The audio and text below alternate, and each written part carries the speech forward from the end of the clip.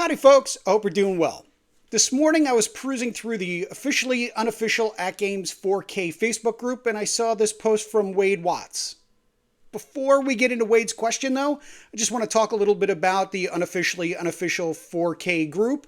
If you're not a member, why? Okay, there's certain people that, well, Judge Smales, I'll let you take this one. Let's face it, son.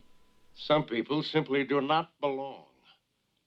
Yes, like the autocrats that run the official group. And if any of you moderators from that group are watching, well, you know who you are. Anyway, getting back to Wade's question here. I had one of these anti-glare privacy screen thingamajigs laying around. There have been a few posts on other groups about using these to cut the glare down, so I chimed in on his post and said, hey, give me a little time, and I'm paraphrasing here, give me a little time, let me install it, we'll see if it actually works.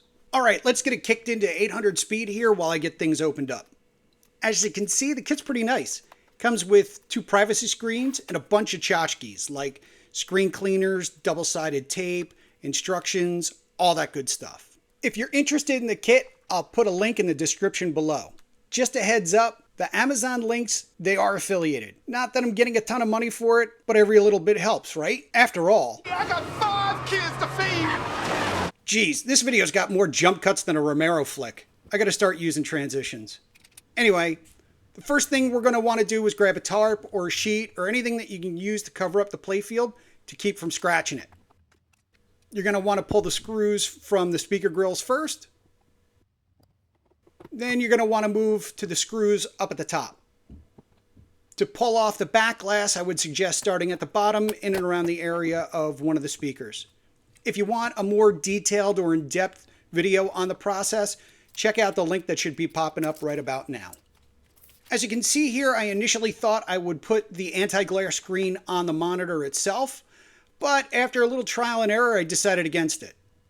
I brought the back glass over to the mod mat here and decided I'd attach it to the back glass itself. There are 2 sides to the anti-glare filter. The shiny side should go face down on the back glass.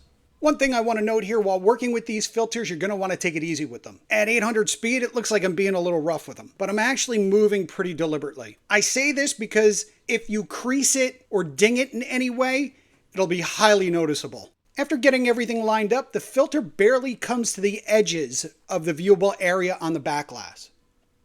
I decided to use the small pieces of double-sided tape that came with the filter to hold it in place. With the filter secured, now it's time to reinstall the back glass. You'll notice that I'm only putting the top screws in. I find it's best not to fully assemble whatever you're working on just in case it doesn't work. It really sucks having to pull it apart again. So after all, the question is, does it work? And sadly, no, it doesn't. You're wrong.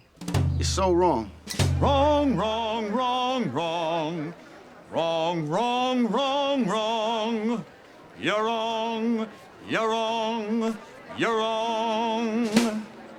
So after I had the video cut and I was getting ready to post it, Al Smith, or is it Smythe? I was never good with pronunciations. I'm sorry, Al. He commented on the post, and I'm paraphrasing here. He said, you have to turn the sheets vertically in order for it to work. So I cut them up and I attached the sheets vertically to the back glass. I reinstalled the back glass and fired it up, then waited for it to boot. As you can see here, it works really well. Even Chucky's Killer Pinball, which is really bright, doesn't reflect off the playfield. I do have one problem though, and that's because I can see that there's a line where the 2 pieces meet. I moved the camera to the side here so you can see it more clearly. It may not bother some, but it's a deal breaker for me. I ordered a larger version of the privacy screen and we'll test it out when it arrives. I'll post a follow-up video on that in a week or so. Well, that's it for this one, folks. If you like this video, please give me a thumbs up and subscribe. If you didn't like the video, give me a thumbs down, subscribe, and give me another shot. If there's anything that you would like me to cover, please let me know. If there's anything that you'd like me to change or you think I could do better, again, please let me know.